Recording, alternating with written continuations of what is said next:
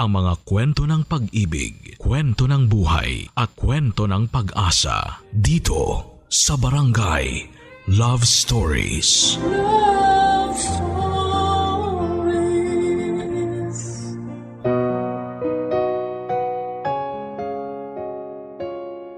Lahat ng aksyon na ginagawa natin sa ngayon ay resulta ng ating nakaraan. Pwede kasi na nung una ay meron tayong sakit ng kalooban na pinagdaanan na hindi natin makalimutan. Kaya dala-dala pa rin natin ang pakiramdam na yon hanggang sa kasalukuyan.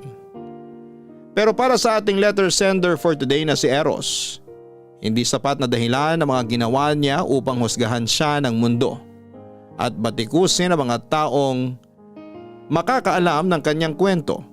Wala namang pinanganak na perpekto at bago tayo manghusga, ay alamin muna natin ang pinagdaraanan ng isang tao. Yan ang eksaktong dahilan kung bakit sumulat siya sa programa natin ngayong araw. Gusto mo na bang makarelate kay Eros? Tunghayan natin ang kanyang storya sa mga kwento ng pag-ibig, buhay at pag-asa sa nangungunang Barangay Love Stories. Dear Papa Dudut, magandang araw sa iyo at sa lahat ng mga kabarangay nating panatiko ng Barangay Love Stories. Itago niyo na lamang ako sa pangalang Eros, 29 years old at taga Rizal. Ang pangalan ko ay hango kay Eros na isang Greek god na kilala rin bilang Cupid sa Roman mythology. Yan ang napili kong tawag sa akin sa kwentong ibabahagi ko sa inyo. Si Eros ay kilala bilang Diyos ng pag-ibig at pagnanasa at katulad niya ay meron din akong pagnanasa sa isang hindi pangkaraniwang bagay at ginawa ko yon sa ngalan ng pag-ibig. Pero bago ang lahat ay humihingi na ako ng malawak na pangunawa sa ating mga kabarangay dahil merong sensitibong eksena sa kwento ko. Kaunting background lang sa akin. Noong 2022 ay sumulat na rin ako sa inyong istasyon tungkol sa naging karanasan ko sa pag-ibig taong 2016. Niloko kasi ako noon ng ex-girlfriend ko at masasabi ko na nasaktan ako ng husto. Pero college pa lamang ay meron na akong hindi magandang karanasan sa pag-ibig matapos kong magkagusto sa isang babae na sa huli ay kaibigan lang ang tingin at turing sa akin. Nabalitaan ko na lang din na nagkaasawa na ito at nagkaanak. Sunod ay may niligawan akong ibang babae na nauwi lang sa pambabasted sa akin. Tapos may naging syota ako na niloko lang din ako. Pagkalipas ng 3 taon ay sinubukan kong mag-install ng dating app at nakipag-meet ako sa isang babae na nakilala ko doon. Kaso na turn off ako sa ugali niya kaya hindi na ulit ako nakipagkita pa sa kanya. Dahil sa mga masasakit at masalimuot na karanasan kong yon, sa pag-ibig ay naapektuhan ang kumpiyansa ko sa aking sarili at kamuntik na akong mawala ng pag-asa na makakatagpo ng true love. Hanggang isang beses nakapanood ako sa internet ng isang video na tungkol sa mga other guy. Sila yung mga lalaki na nakikikabit o nakikipagrelasyon sa mga babaeng taken o yung bang meron ng partner o asawa. Doon ay may nakilala akong babae na may asawa na at nagkaroon kami ng lihim na relasyon online. Ibig sabihin, ginagawa namin ang eksklusibong ginagawa lang ng mag-asawa sa pamamagitan ng video call. Pero hindi rin yun nagtagal dahil nakonsensya siya at sinabi niyang itigil na namin ang aming relasyon. Hindi ko na inasahan yon pero sa huli ay nagparaya na lamang ako. Ayaw ko namang maging makasarili at papiliin siya kung ako ba o ang pamilya niya. Kaya nang matapos ang relasyon namin ay naghanap na lamang ako ng iba pang taken na mga babae na ipakikilala ko sa inyo sa aking kwento. Una na doon si Marie Chris, 38 years old, single mom at may jowang nuknukan ng pagkasiloso.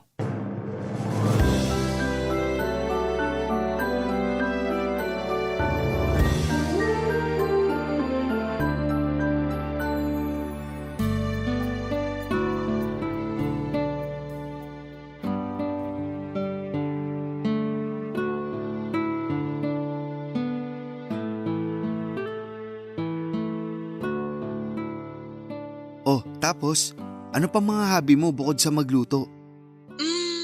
Mahilig akong gumawa ng iba't ibang dessert. Lalo na yung matatamis katulad ng coffee jelly, gelatin na may sago, ice cream stick na may flavor na fruit salad, ube at keso. Gumagawa rin ako ng mga kakanin. Biko, kutsinta, sapin-sapin. Basta kahit anong maisipan ko, sinusubukan kong gawin.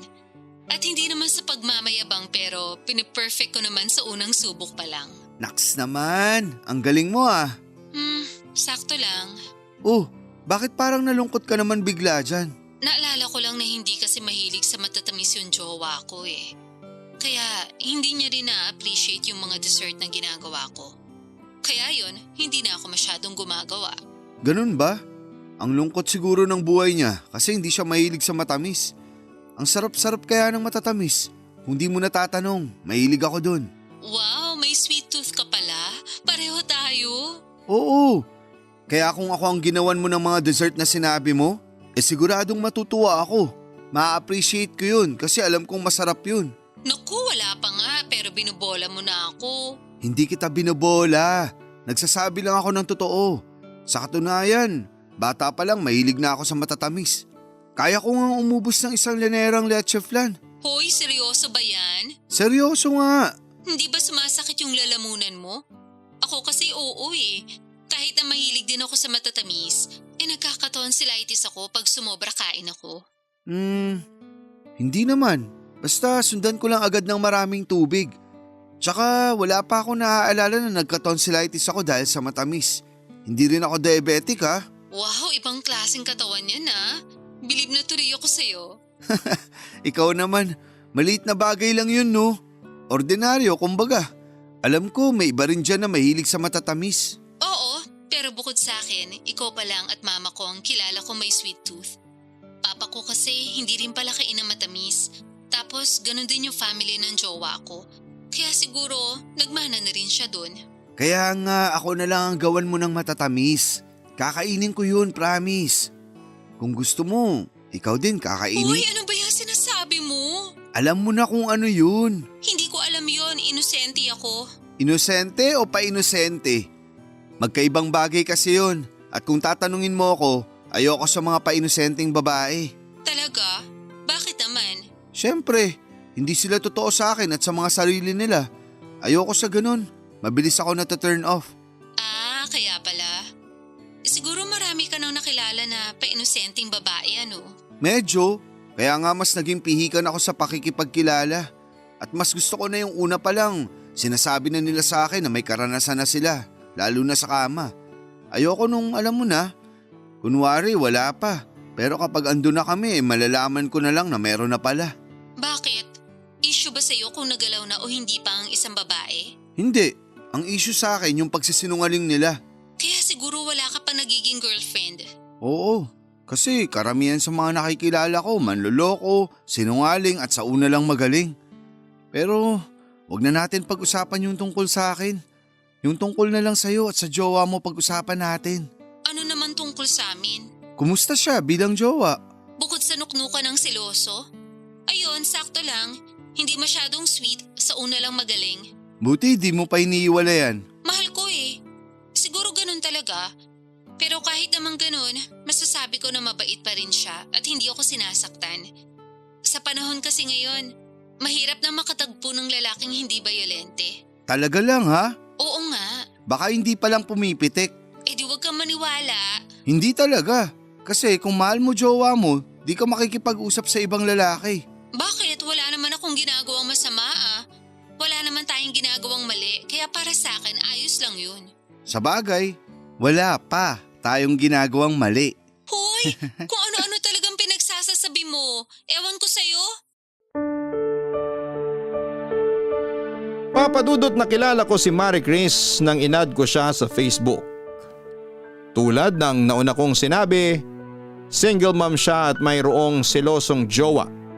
Sa kabila ng lahat ay tinuloy pa rin namin ang pag-uusap sa chat hanggang sa umabot na kami sa pag-video call. Nung una ay nagkikwento lamang siya sa kanyang buhay bilang may kinakasama at nanay, bagay na masaya ko namang pinakikinggan. Kung tatanungin ninyo ako kung anong nagustuhan ko kay Marie Chris, masasabi ko na una na doon ang pisikal niyang katangian. Artistahin kasi ang itsura niya, sa katunayan ay kahawig niya ang isang kilalang kontrabida sa GMA. Kaya nga habang tumatagal ang aming pag-uusap ay naging komportable na kami sa isa't isa. Tapos ay dumating ako sa point na umamin ako sa kanya na nagustuhan ko na siya. Akala ko ay wala akong pag-asa kay Marie Chris. Hanggang isang araw ay inimbitahan niya akong pumunta sa kanila. Sakto na wala na sa bahay nila ang kinakasama niya dahil pumasok na ito sa trabaho. Sigurado ka ba na wala na yung jowa mo? Papupuntahin ba kita dito kung nandito pa? E di pareho tayong nalintikan? Naninigurado lang ako, mahirap na. Wala nga. Kahit na magsisigaw pa ako dito, walang ibang tao. Nasaan yung anak mo? Nasa mama ko. Doon muna siya kasi alam ko na pupunta ka rito sa bahay ngayon. Mukha talagang pinagandaan mo to ah. Oo naman. Oh, paano? Kainin na ba kita? Aray ko naman!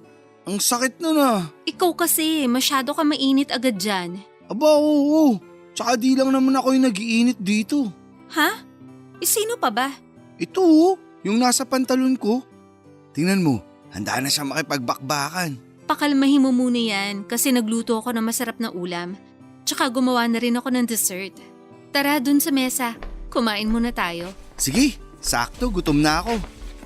Ayan, nagluto ako ng kalderetang baka. Wow! Mukhang masarap! Masarap talaga yan. Tapos gumawa ko ng mango graham float. Kunin ko mamaya sa ref.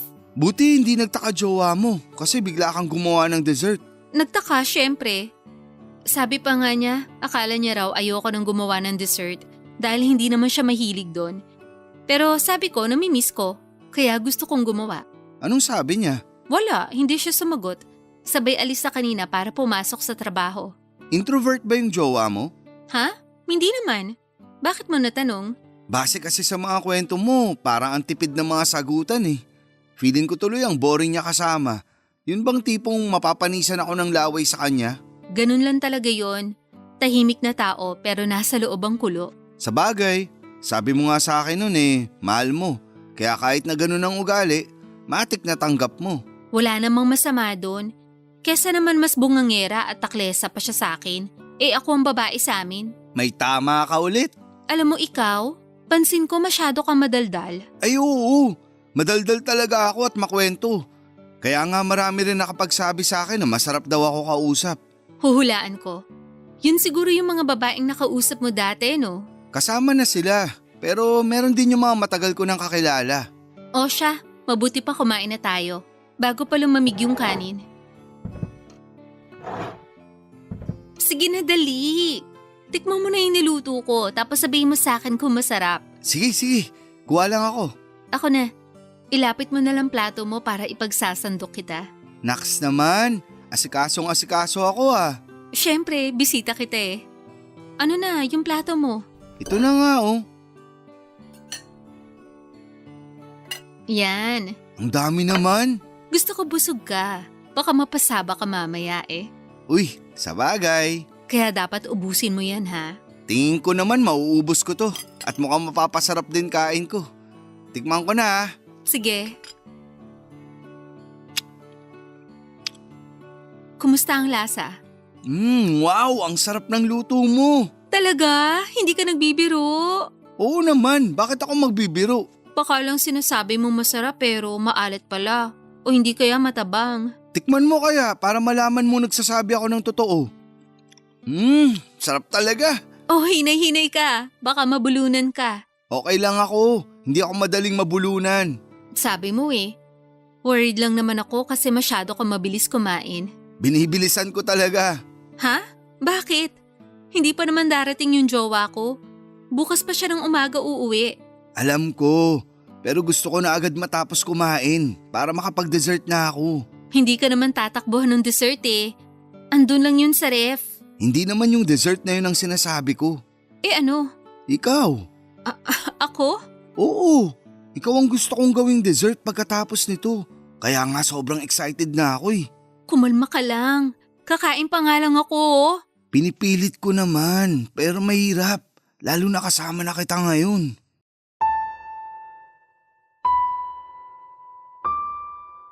Papadudot, ang sarap ng ulam na niluto ni Marie Chris para sa dinner namin ng gabing yon. Kasabay noon ay hindi ko na naitago ang labis kong pananabik na merong mangyari sa amin pagkatapos naming kumain.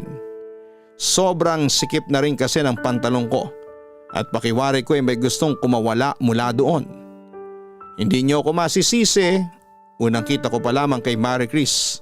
Siya na talaga ang gusto kong gawing panghimagas. Nagpatuloy ang kwentuhan namin at nang matapos naming kumain ay inalok niya ako kung gusto ko raw ba siyang tikman. At sino ba ako para tumanggi sa grasya na nakahain na sa harapan ko, hindi ba? Alam ko sa sarili ko na lalaki lang ako at may pangangailangan din. Kaya hindi na ako nagpatumpik-tumpik pa na sinunggaban si Marie Chris ng gabing yon. Hinalikan ko siya at hinalikan niya ako pabalik hanggang sa lumalim yon. Tapos ay dahan-dahan kaming nagpunta sa kwarto at agad ko siyang tinulak pahiga sa kama nila ng jowa niya. At doon nga ay may nangyari sa amin.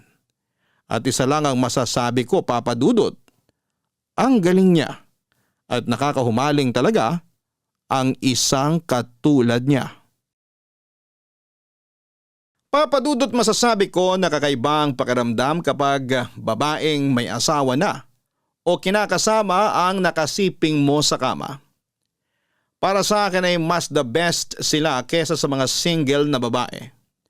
Ang totoo, wala naman akong pakialam kung may karanasan na o wala ang isang babae. Ang akin lang, kapag single na babae ang nakilala ko ay madalas nilang sinasabi na wala pa silang karanasan sa kama. Pero kapag may nangyari na sa amin ay lumalabas na mas bihasa pa sila kesa sa akin.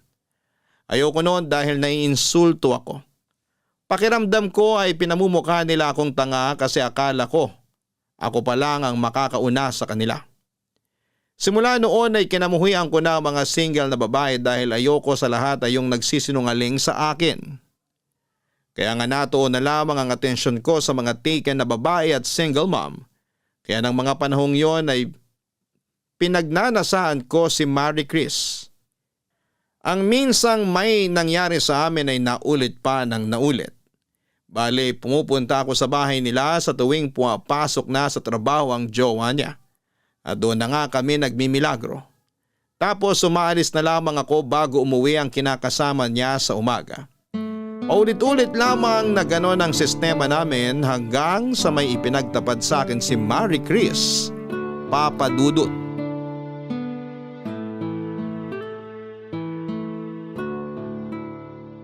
Bakit ang tahimik mo yata dyan? Hindi ka ba nasarapan sa ginawa natin? Siyempre nasarapan. Pero napagod din kasi ako. Akala ko na paano ka na dyan. Tahimik mo kasi kaya nanibago ako. Hindi ako sanay dahil mas sanay akong maingay ka. Ewan ko sa'yo. Ang lakas mong mang-asar. Hindi yun pang-aasar.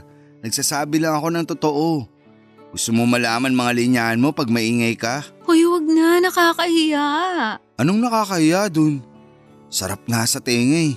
Lalo akong ginaganahan. Buti naman ganyan nararamdaman mo. Lalim nun ah. Oo eh. Hindi ko lang mapigilan. May iniisip din kasi ako. Sabi na eh. Alam kong may iniisip ka. Ano yun? Sabi mo sa akin. Kasi yung jowa ko, Anong meron sa kanya? parang nakakahalata na. Ha? Paano mo nasabi? Basta, sa tingin ko lang naman. Ikaw na may sabi na sa tingin mo lang. Baka naman hindi talaga. Tapos nag-aalala ka dyan. Di ba sabi ko naman sa'yo tahimik lang yung jowa ko pero nasa loob ko nun? Oo, nasabi mo nga yan. Kaya nga nag-aalala ko.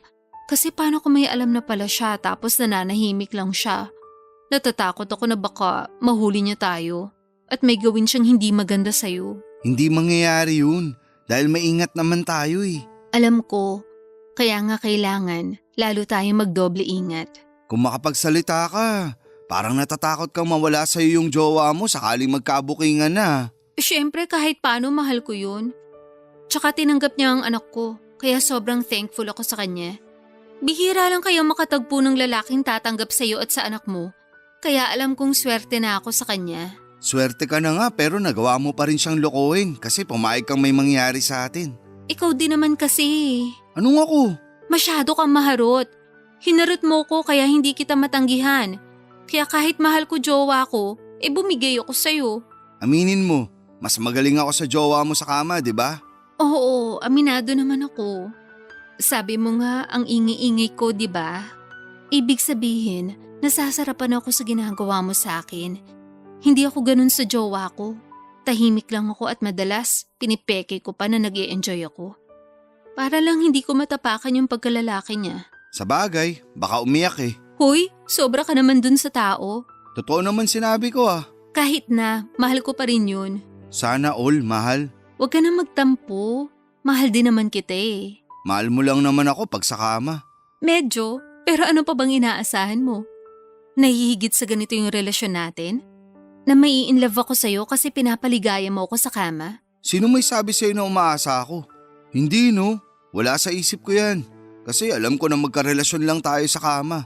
Buti na yung nagkakaliwanagan tayo. Bakit?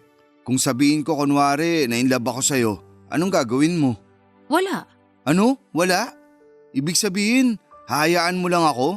Wala kang gagawin? Wala kasi hindi ko naman alam yung gagawin ko. Buti na lang talaga hindi ako na in love sa'yo. Dahil mukhang wala akong mapapala. Alam mo naman na sa una pa lang, sa kama lang talaga tayo magkarelasyon, di ba? Oo, alam ko naman yun. Kaya nga sabi ko kunwari lang, di ba?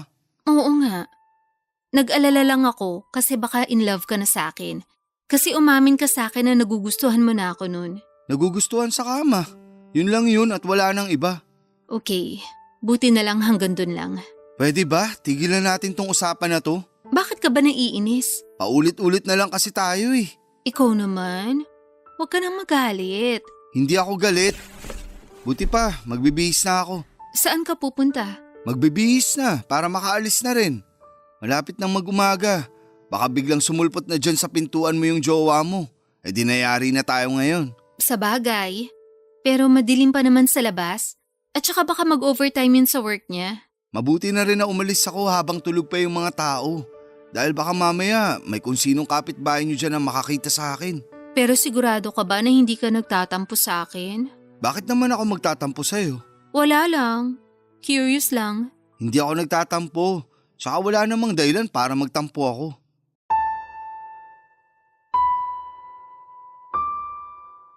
Papadudot, alam ko na walang lihim ang hindi nabubunyag at sa kabila ng kaalamang yon, pilit kong tinulak palayo sa isipan ko ang katotohanan na baka isang araw ay maghinala ang kinakasama ni Marie Chris tungkol sa milagrong ginagawa namin pag wala siya sa pamamahay nila. At mukhang nangyari na nga ang kinakatakutan ko matapos banggitin ni Marie Chris na mukhang nagdududa na sa kanya ang jowa niya. Kahit masakit sa akin at in denial pa ako na posibleng matapos na ang ugnayan naming dalawa ay unti-unti ko na lamang tinanggap na mangyayari talaga yon. At hindi nga ako nagkamali dahil isang araw ay nagulat na lamang ako matapos akong i-block ni Marie Chris sa Messenger at Facebook. Nasaktan ako doon pero hindi na ako naghabol pa sa kanya. Makalipas nga ang ilang taon ay nagkaroon ulit kami ng komunikasyon. At doon ko nalaman na ang jowa niya pala ang nang-block sa akin matapos mabunyag nito ang katotohanan. Hindi pa sila hiwalay noon. Pero hindi na rin mabuti ang pagsasama nila. Lagi raw silang nag-aaway at pinagdududahan siya ng kinakasama niya. Pero hindi yun naging hadlang para hindi namin ulitin ang dati naming gawain. May nangyari ulit sa amin ni Marie Chris at pinagpatuloy namin ang aming lihim na relasyon. Sa totoo lang, meron namang nagkakagusto sa akin na mga single na babae o yung bang walang sabit. Katulad na lamang noong laging nirereto sa aking anak ng kakilala kong matanda. Pero tingin ko ay mukhang pera yung babae at kahit na sumali pa siya sa mga barangay pageant ay hindi talaga ako attracted sa ganda niya. Mas attracted kasi ako sa mga may sabit na. At minsan ko na nga yung na-open up sa kaibigan kong babae na siyang pinagkakatiwalaan ko sa lahat. Fast forward, sunod ko namang nakilala si Sylvia. 42 years old, may anak at asawa na. Gaya ni Marie Chris, sa Facebook ko siya noong unang nakita at masasabi kong nahumaling agad ako sa taglay niyang ganda at karisma. Meron din kasi siyang hawig na artista, Papa Dudut. Ang bilis mo naman. Anong mabilis dito? Siyempre, niyaya mo agad ako rito sa bahay niyo ilang araw pa lang naman tayong nagchat-chat. Kailangan pa bang paabutin ko ng matagal bago kita yayain? Hindi naman, pero baka nasanay lang ako sa mga pabebe na babae. Pues ibahin mo ko sa kanila dahil matanda na ako, no? Baka nakalimutan mong 42 years old na ako. Saka, hindi uso sa akin na maghintay kung kailan mo ko yayayain. Kaya pala ikaw na mismo ang nagyaya sa akin. Oo naman. Bakit? Ayaw mo ba? Sino may sabi? Baka lang ayaw mo. Sige ka, magtatampo ako. Kung ayaw ko hindi sana ako pumunta rito sa inyo at hindi rin sana kita kandong-kandong ngayon habang nakaupo sa malambot niyong sofa. Ewan ko sa'yo. Saan pala tayo? Anong saan tayo? Saan tayo mag-aano? Saan pa ba? Di dito sa sofa na kinauupuan natin. Sigurado ka? Oo naman. Tagal-tagal ko ng pantasya yung sofa eh. Hindi pa ako nakakasubok nun kasi tamad yung asawa ko. Palibhasa, mataba, mabilis hingalin kaya hanggang dun lang kami sa may kama. Ayun lang. Medyo lugi ka nga dun. Oo, kaya dito na tayo ha? Sige, pero nag-aalala lang ako kasi baka magising yung asawa mo. Hindi magigising yun. Tulog mantika yun. Sigurado ka? Oo nga, kaya huwag ka nang mag-alala dyan. Ayoko lang mahuli niya tayo tapos mabalian niya ako ng buto. Hindi lang buto mo mababali kapag nahuli niya tayo. Malulumpo ka pa. Tinakot mo pa talaga ako. Biro lang. Magtiwala ka sa akin. Hindi magigising yon kasi nilagyan ko ng pampatulog yung tubig niya kanina. Grabe, kahit na may edad ka na, masyado ka pa rin excited ha. Wala sa edad yon. Nasa asim pa yon. Yan ang gusto ko sa mga babae. Kagigil ka. Halika na kita. Ay, teka. Bakit? Bago ang lahat, mag-inuman muna tayo. Ha? Wine lang naman. Kunin ko lang sa kusina Diyan ka lang. Huwag kang tatayo. Sige.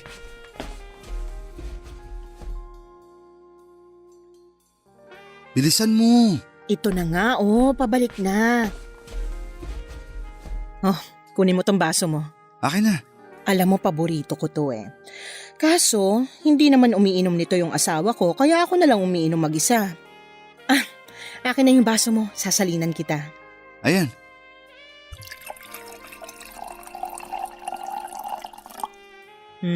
Yan, sige, inumin mo, masarap yan. Okay.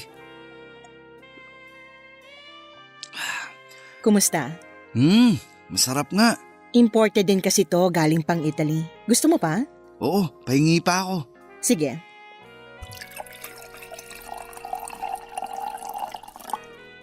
Uminom ka rin. Iinom talaga ako.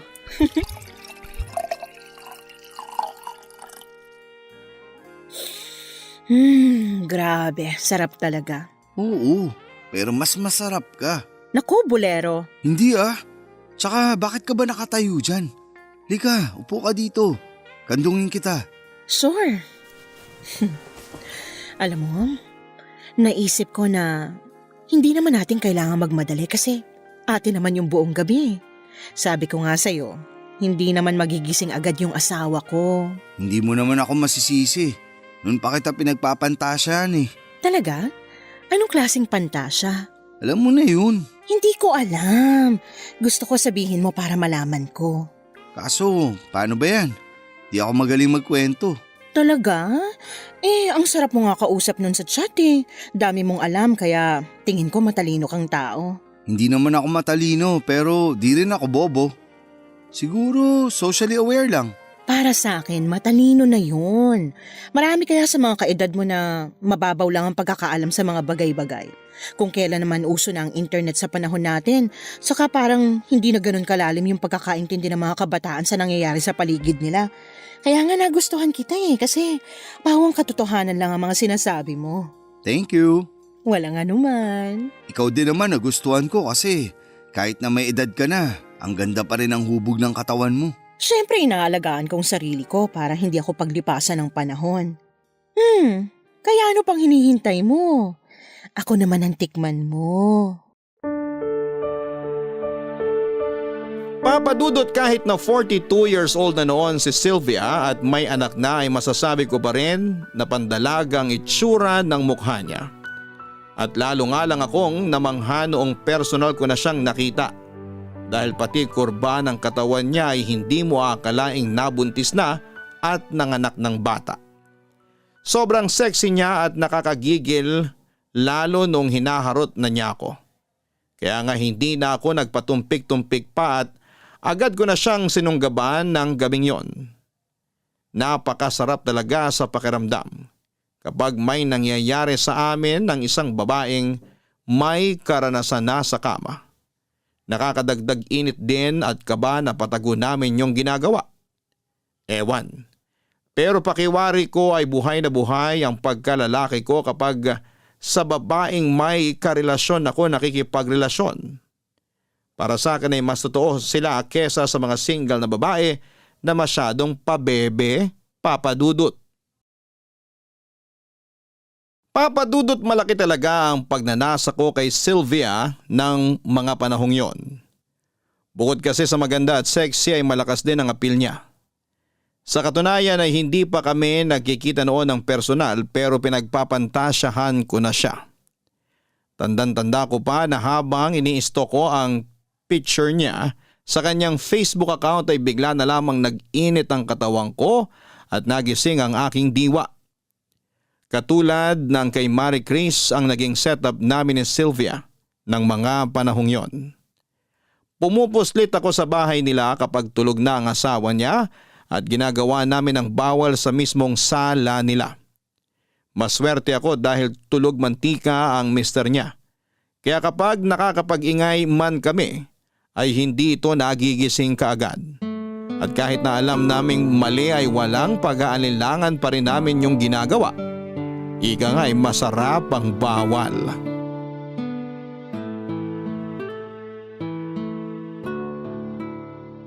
Nasaan nga ulit yung asawa mo?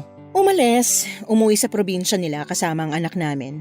Namatay kasi yung bunso nilang kapatid. Bakit hindi ka sumama? Hindi naman ako close sa side niya kaya mas mabuti pa na hindi na ako sumama. Buti di nagtampo yung asawa mo, no? Kumuntik na nga sana pero nagdahilan na lang ako na masama ang pakiramdam ko. Naniwala naman kasi magaling akong umakting. Kaya nga solong-solo natin yung bahay ng ilang araw eh. Mukhang makakarami pala tayo. Oo, at pwedeng-pwede ulit akong mag-ingay dahil wala namang makakarinig sa atin. O paano? Game na ba ulit? Mamaya na, medyo pagod pa ako eh. Pagpahingayin mo naman muna ako. Ay sorry naman, excited lang ako. Yaan mo, mamaya tatrabahuin kita. Uy, yan ang gusto ko. Ay, Lalim ah? napaisip lang ako.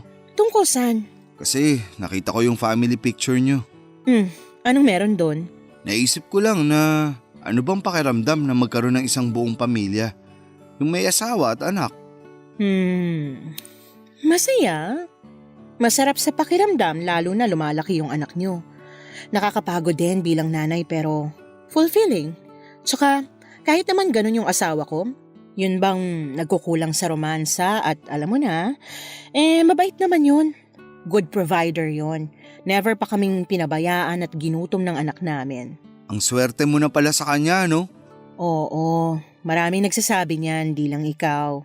Pero napatunayan ko na kahit nasa isang tao na ang lahat, kulang pa rin yun pagdating sa mga babaeng mapaghanap. Ouch! Medyo masakit yun ah. Di ako nakailag. Sorry, pero sa totoo lang. Alam ko naman na sa tingin ng iba masama akong babae kasi pinagtataksilan ko ang asawa ko. Pero buhay ko to. Tsaka, sino ba sila para ipaliwanag kong choices ko sa buhay ko, diba? Hindi naman nila ako pinakakain. Tama rin naman. May kasabihan nga na dead man na lang sa mga basher. Yeah, pero bakit mo ba kasi natanong yan? Curious lang naman ako. Gusto ko lang din malaman kung gaano mo kamahal pamilya mo kahit na may relasyon tayo. Mahal na mahal ko sila. Okay, gets ko na. Ang ano? Na hindi mo hihiwalay ng asawa mo nang dahil lang sa akin. Sakaling lumalim yung relasyon natin. Kasi sabi mo nga, mahal na mahal mo sila. Bakit? Nasaan na ba tong relasyon natin? Ewan ko, di ko alam. Huwag mong sabihing nagkakagusto ka na sa akin, ha? Una pa lang naman, sinabi ko na sa'yo na nagugustuhan na kita. Oo, pero hindi ko akalain na baka umabot sa… Umabot saan? Sa mahal na kita, ganun ba? Bakit? Hindi ba? Siyempre hindi. Pamilyado kang tao. Alam ko na ang prioridad mo ay ang pamilya mo. Tsaka sino lang ba ako sa buhay mo, di ba? Ikaw naman, huwag ka nang magtampo. Hindi naman ako nagtatampo. Bakit ako magtatampo? Hindi ka naman kasi basta kung sino lang sa buhay ko. Siyempre, mahalaga ka rin sa akin. Pero hindi kasing halaga ng pamilya mo. Bakit kasi napunta dyan ang usapan eh? Ewan ko rin ba? Bigla na lang pumasok sa isip ko. Alam ko namang sa umpisa pa lang, talo na ako, pero sinubukan ko pa rin. May darating din na magmamahal sa'yo ng totoo. Hindi na ako umaasa. Bakit naman? Basta, Basta ka dyan. Sinasabi ko sa'yo meron yan, kaya umasa ka pa rin. Tsaka deserve mo kayang mahalin, hindi lang dahil magaling ka sa kama. ewan ko kung meron pang tatanggap sa akin o kung makakaya kong magmahal ng babaeng walang sabit. Marami namang single mom dyan na naghihintay ng lalaking katulad mo. Malay mo, sila palang nakatadhana para sa'yo. Buti pa, wag na natin pag-usapan ang bagay na yan. Kasi kung tatanungin mo ako, hindi naman ako naghahanap. Tsaka sakit sa ulo lang yan. Tsaka ayoko ng responsibilidad. Mas okay na ako sa ganitong setup kung kailan lang gustuhin. Sige, sabi mo eh. Bata ka pa naman. Pero masarap pa rin sa pakiramdam yung meron kang makakasama sa buhay. Yun bang may asawa o partner kang uuwian pagkatapos ng isang nakakapagod at mahabang araw?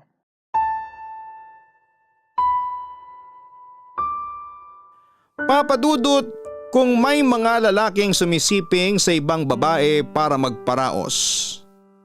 Alam ko na ganun din ang ginagawa ng mga nakakapareha kong may kinakasama o asawa na.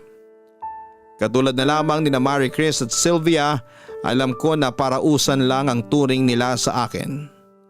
Hindi nila ako kayang piliin o ipagpalit sa mga pamilya nila dahil sa uli mas matimbang pa rin ang mga ito kesa sa akin. Tanggap ko na yon, pero pagkatapos ng usapan namin ni Sylvia ay aminado akong masakit pa rin pala. Kahit naman ganito ang pagkatao ko ay naghahanap pa rin ako ng tao na totoong magmamahal sa akin. Kaya nga upang malibang at makalimutan ang sakit na nararamdaman ko ng panahong yon, ay bumalik na lamang ako sa dati kong gawain. Nung pakiramdam ko ay malapit nang mawala sa akin si Sylvia dahil baka anumang sandali ay itigil na niya ang ginagawa namin, ay hindi naman ako pwede na magmukmuk lamang habang buhay. Kaya nga ang ginawa ko ay nag-add ako ng maraming magagandang tiki na babae online para makipagkilala. Kapag single ay agad kong nire-reject dahil wala akong amor sa kanila. Hindi nagtagal ay dumating sa buhay ko si Nerissa, 30 years old at ang pangatlong babae na ipapakilala ko sa inyo.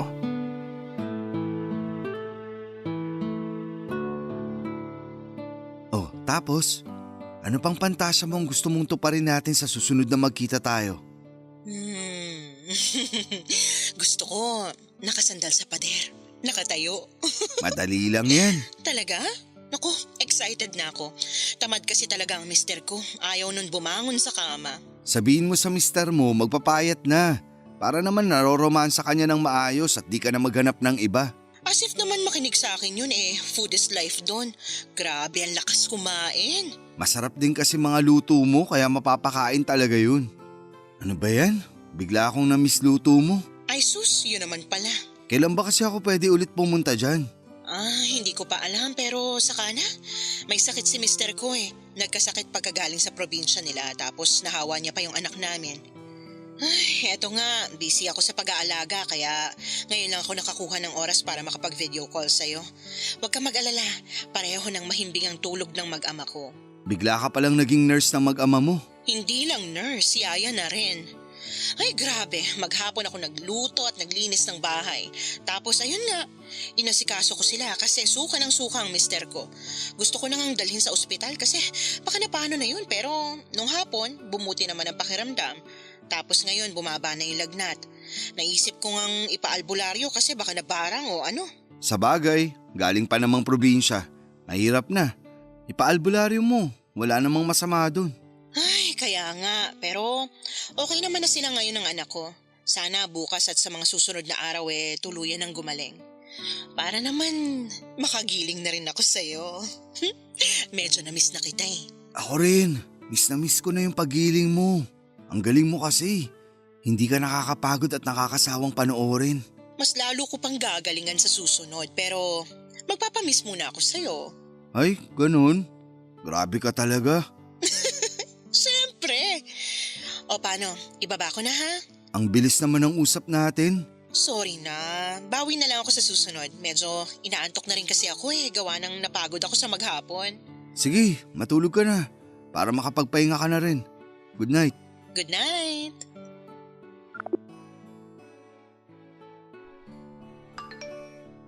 Uy, si Nerissa.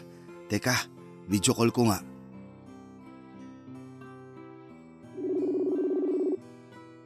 Hi Nerissa, magandang gabi.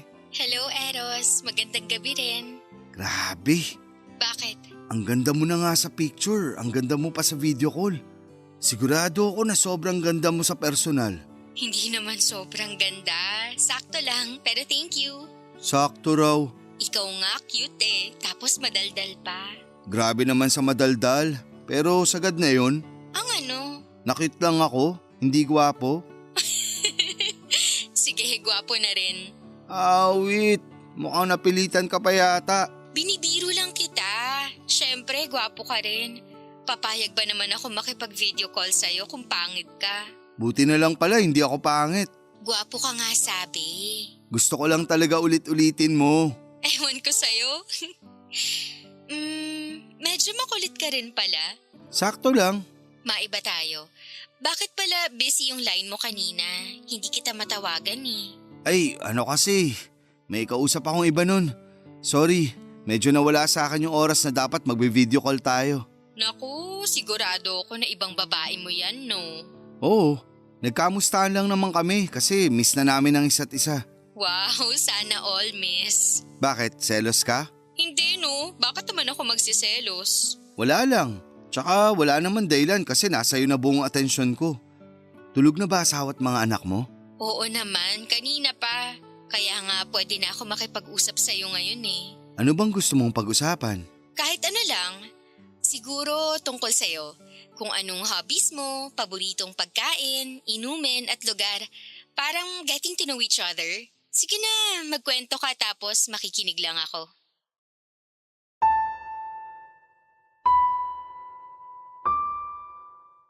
Katulad ni Sylvia, isa ring hot mama si Nerissa.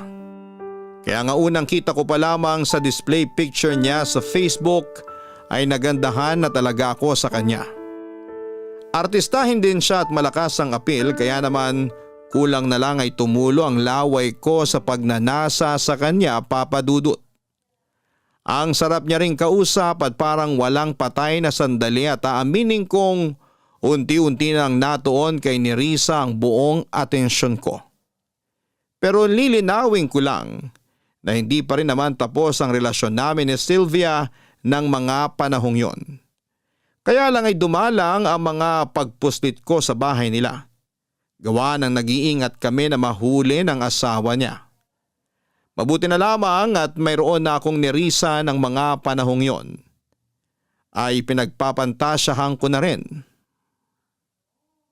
At kahit na hindi pa naman kami nagkikita, masasabi ko na katulad ni na Marie Chris at Sylvia at ng iba pang tike na babae na nakarelasyon ko ay sigurado akong masarap din at magaling din sa kama si Nerissa.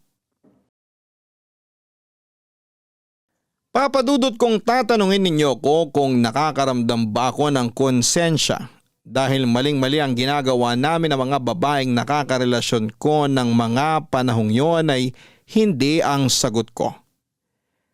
Para sa akin ay tao lang ako na may pangangailangan.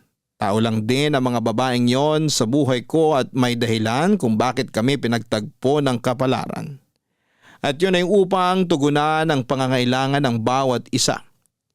Sa pagpapatuloy ng pag-uusap namin ni Nerissa, unti-unti kong kinuha ang loob niya para masabi ko sa kanya ang matindi at malalim kong pagnanasa. Nang mga panahong yon kasi ay hindi pa ako ganon kasigurado kung papayag siya sa gusto kong mangyari. Plano ko na kasing magtapat sa kanya na nagugustuhan ko na siya. Nayayayain ko na siyang may mangyari sa amin, Papa Dudut. Sabi mo may tatanong ka sa akin. Ay oo, Ano yun? itatanong ko lang sana kung hindi ka ba nai-inlove sa mga nakakarelasyon mong taken na babae online? Bakit mo naman natanong yan? Curious lang. Okay. Sige na, sagutin mo na. Hindi ko masabi. Paano hindi mo masabi? Ibig sabihin yan, oo, kasi hindi mo nga masabi. Madali lang naman sabihin hindi. Oo na hindi. Ang labo naman nun. Malabo kasi kahit ako di ko maintindihan yung nararamdaman ko. Siguro masasabi ko na napapalapit ako dun sa mga nakakausap ko pero hindi pa naman ako umaabot sa punto na hulog na ako sa kanila. Yun bang sabi mo nga, in love? Okay, thanks sa pagsagot. Ikaw talaga, nambibigla ka naman sa tanong mo eh. Sorry na, curious nga lang kasi ako. Wala naman siguro masama dun, di ba? Wala, tsaka ilang araw na rin naman tayong nag-uusap. Kaya nga eh. May isa pa akong tanong. Sige, ano yun? May nagustuhan ka na bang walang sabit? Like walang asawa o boyfriend? Meron pero matagal na yun. College pa yata ako nun. Hindi naging kayo? Hindi kasi kaibigan lang turing niya sa akin. Aray, na friendzone ka pala. Medyo. Tapos may niligawan ako na single na babae rin kaya lang binasted ako. Ang sakit din nun ha. Mukhang ang dami mong kamalasan sa pag-ibig ah. Medyo. Kaya nga ayoko na sa mga single na babae. Masyado silang paasa at nagmamalinis. Paano nagmamalinis? Sinasabi nila na wala pa silang karanasan pero meron na pala. Ayoko ng ganun. Mabilis ako ma-turn off. Kaya nga sa mga may asawa o single mom na lang ako pumapatol. At least, alam kong may karanasan na sila at mas totoo sila sa sarili. Pero sa lahat ng mga pinatulan mong taken at single mom, ikaw lagi ang mas bata? Oo, lahat sila mas matanda sa akin. Parang ako, kasi mas matanda ako sa'yo. 2 taon lang naman, di na yun masyadong malayo. Ilang taon ba yung pinakamatandang pinatulan mo? Siguro yung 48 years old. Wow, may asim pa ba yun? Meron pa. Okay, mabuti naman. Grabe na talaga yung mga tanungan mo. Feeling ko sumabak ako sa question and answer portion ng isang pageant. Ang OA mo naman, hindi naman ganun yun, no? Curious lang talaga ako, saka gusto ko lang din maintindihan kung bakit mo yan ginagawa. Alin? Yung makapagrelasyon sa mga taken na babae na mas matanda sa akin? Oo, tingin ko dahil yan sa mga karanasan mo noon. Ayaw mo na sa mga single na babae na mas bata sa'yo kasi masyado silang pabebe, tama ba? Parang ganun na nga. At kaya mo gusto ng mga taken na babae na mas matanda sa'yo kasi mature kaming mag-isip. Nadali mo. Baka naman may mommy issue ka na ha? Ano yun? Yun bang masyado ka nakadepende sa babae? Lalo na yung mga babaeng mature at mas matanda sa'yo. Kasi kahit paano, nagagawa ka nilang i-comfort at mas naiintindihan nila yung nararamdaman mo. Hindi ko alam kung may ganyan nga ako pero parang tama ka naman. Tingin ko lang naman, pero syempre iba pa rin kung madadiagnose ka mismo ng eksperto. Hindi ko na siguro kailangan nun. Ayos naman ako eh. Sige, sabi mo eh. Maiba tayo, Nerissa. Ano yun? Ano bang tipo mo sa isang lalaki? Marami, pero yung pinakagusto ko ay yung magaling sa kama. Hindi ba magaling sa kama yung asawa mo? Sakto lang, pero ayun nga. Sakto na nga lang eh, masyado pa siyang pinapagod ng trabaho niya, kaya wala na siyang time sa akin. Last night nga, nag-away kami, tapos nasabi ko na lang bigla na pakasalan niya na yung trabaho niya. Total, napaka-dedicated niya dun. Wala namang masama dun, kaso paano naman ako? May pangangailangan din ako. Gusto mo, ako na lang yung pumuno sa pangangailangan mo? Kung hindi mo na itatanong, magaling ako sa kama. Hindi ka mabibigo. Sige ba, pero maniniwala lang ako pag pinatunayan mo na yung sinabi mo. Papadudot masayang masaya ako nang pumayag si Nerissa na patunayan ko sa kanya ang niyayabang kong galing sa kama. Siguro ay natcha-challenge din siya dahil walang kalatoy-latoy ang asawa niya at mukhang hindi na siya masaya sa buhay romansa niya. Kaya nga pakiramdam ko ng mga panahong yon ay tagapagligtas ako ng natutuyo niyang katawan at pagkatao. Hindi nagtagal. Nagkasundo kami ni Nerissa kung kailan at anong oras ako pwedeng pumunta sa bahay nila para magawa na namin ang pinag-uusapan namin sa video call. Kita ko sa mga mata niya na sobrang excited siya at para bang hindi na siya makakapaghintay na magkita kami ng personal. Hindi nagtagal ay nagpunta na ako sa bahay nila at katulad ng ginagawa namin ni Sylvia noon, ay inantay lang namin ni Nerissa na makatulog ang asawa niya. Tapos sinimulan na namin ang bakbakan sa mismong sala nila. At kahit na noong sumunod na araw ay hindi pa rin namin makalimutan ang karanasang ipinaramdam namin sa isa't isa.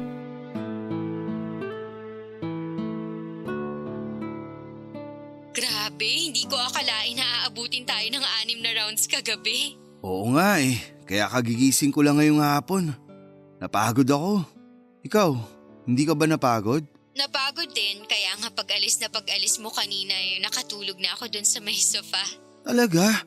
Sa sofa ka na pala natulog? Oo, takang-taka nga yung asawa ko kung bakit dun ako natulog. Kaya nagdahilan na lang ako na kunwari nag-sleepwalk ako. At naniwala naman siya? Oo, kasi nakwento ko naman sa kanya na nagsisleepwalk ako nung bata ako. Pero eme lang naman yun kasi ginusto ko rin naman na matulog sa sofa kasi sinisinghot ko pa yung amoy mo na naiwan doon. Wow naman, parang bigla yatang nag-init ang katawan ko ah. Akala ko ba pagod ka? Oo nga pala, naubos takas ko sa'yo. Grabe ka. Diba, sabi ko naman sa'yo, gusto ko sa isang lalaki yung magaling sa kama. Kaya dapat hindi ka na magulat na magaling din ako. Kaya nga eh. Pero ano sa tingin mo? Ang ano? Pasado ba ako sa'yo? Oo naman. Kahit na sinabi mong napagod ka, still umabot pa rin tayo ng round 6. Grabe kaya yun? Ang intense. Kaya nga eh. Thank you pala. Saan naman? Kasi pumayag ka na patunayan ko sa'yo yung mga pinagsasabi ko sa video call. Pumayag ka na may mangyari sa atin. Yun ba? Walang anuman. Pareho naman tayong nag-enjoy eh. Para sa akin, yun na yata ang pinakamasarap na karanasan sa kama na naranasan ko sa tanang buhay ko. Talaga? Ang malas mo naman pala dyan sa asawa mo. Hayaan mo na. Swerte naman ako sa kanya sa ibang bagay. We can't have it all, ika nga. Pero okay lang yun kasi may ibang tao na darating sa buhay natin para punan yung mga pagkukulang ng mga partner natin. At ako yun? Oo, sino pa ba? Masaya ako na napasaya kita. Pakiramdam ko, yun na ang bagong misyon ko sa buhay. Yun bang magpasaya ng mga taken na babae? Nako, hindi mo yan masasabi pag nakakilala ka na ng babae na mamahalin mo ng totoo. Pustahan, magiging loyal ka ng wala sa oras. Siguro, pero habang hindi pa siya dumarating, enjoyin ko na lang muna ang buhay. Pero pag dumating siya, timbrihan mo lang kami kasi willing naman kaming ipaubaya ka sa kanya. Hindi ba talaga pwede na pag marami, mas masaya? Naniniwala pa rin ako na sa isang tao lang tayo magiging masaya. Talaga? Bakit hindi ka loyal sa asawa mo? Loyal naman ako sa kanya kasi sa mata ng Diyos at batas ng tao kasal kami. Mag-asawa kami. Pero sabi ko nga, meron siyang hindi mabigay sa akin na nahanap ko sa'yo kaya sinamantala ko lang. Pero kung papipiliin ako sa inyong dalawa, yung asawa ko pa rin talaga. Uy! Pumreno ka naman. Ano bang ginawa ko? Nakakasakit ka eh. May nalalaman ka pang mas pipiliin mo siya kaysa sa akin hindi naman kita pinapapili. Sorry na, wag ka na magalit. Hindi naman ako galit. Pero para lang sa kaalaman mo, hindi ako magkakagusto sa'yo ng higit pa sa inaakala mo. Kaya di mo kailangang mamili sa amin ng asawa mo. Magsama kayo. Pagbuling ko pa kayo eh. Grabe ka naman magsalita, nagbibiro lang naman ako eh. Pwes ako hindi nagbibiro. Sorry na kasi, bawi na lang ako sa'yo pag nagkita ulit tayo. Anong pambawi mo? Yung paborito mo, yung luluhod ako. Oh, wow! Sige asahan ko yan. Oo naman, asahan mo talaga dahil sinisigurado ko sa'yo na masasarapan ka. Ginagawa, hindi lang sinasabi. Gagawin ko talaga. Ako pa naman yung klase ng babae na ginagawa talaga ang sinasabi. Sige, hindi na tuloy ako makapaghintay. Pero mukhang kailangan ko muna mag-ipon ulit ng lakas. Kasi pagod pa talaga ako sa nangyari sa atin kagabi. Oo nga halata rin sa boses mo. At medyo inaantok pa ako. Sige na, matulog ka na para makapagpahinga at makabawi ng lakas. Kasi uubusin ko ulit yan sa susunod nating pagkikita.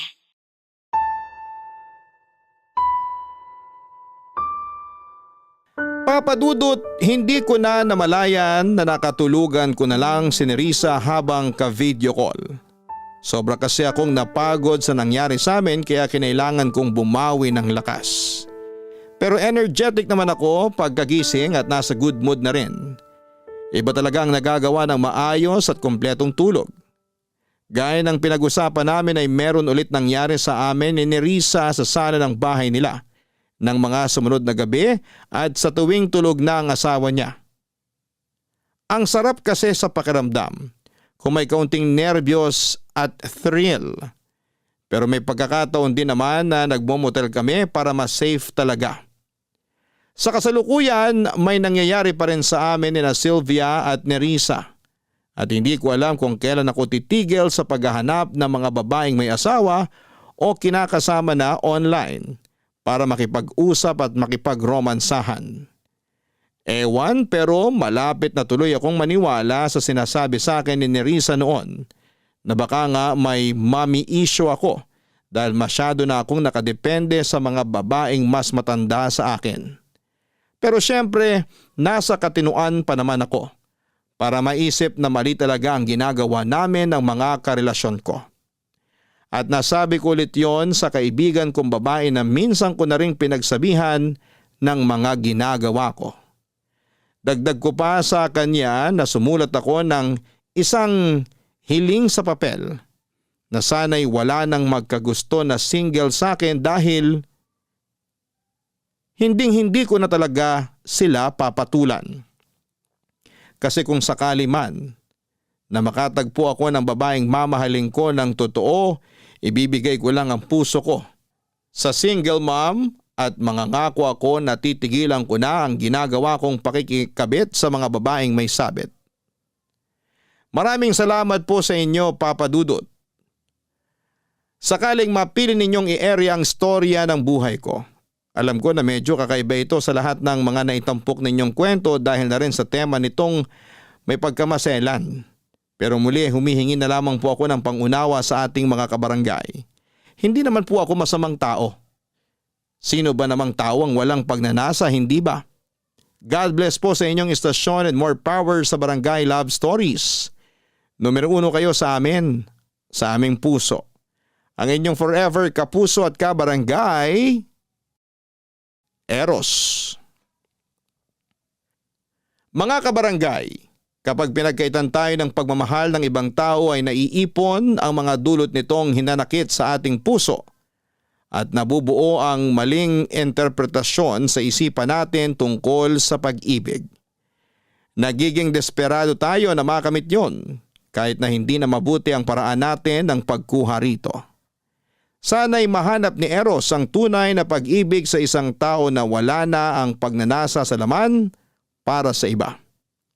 Ngunit habang hindi pa nangyayari yon, maaari mong unahing mahalin ang sarili mo at bigyan mo ng dignidad ang pagkatao mo upang maialis ang sarili mo sa sitwasyong kinakasadlakan mo. Huwag ka ring matakot lumapit sa mga mahal mo sa buhay o magpatingin sa mga eksperto upang mabigyan ka ng nararapat na tulong na kailangan mo.